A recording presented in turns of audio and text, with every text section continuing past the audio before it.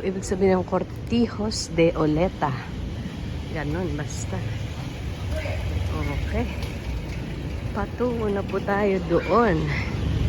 So, NCCA. Opo, Cabildo Street na dyan. Tapos, ito po yung Bahay Chinoy.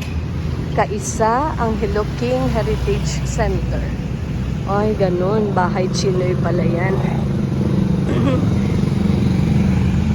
Okay. Cabildo Street.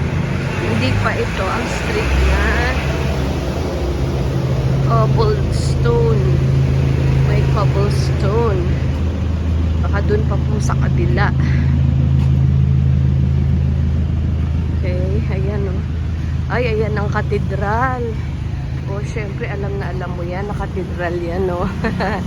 Bakit greenish yung kanyang dome? Dahil copper po yan, made of copper.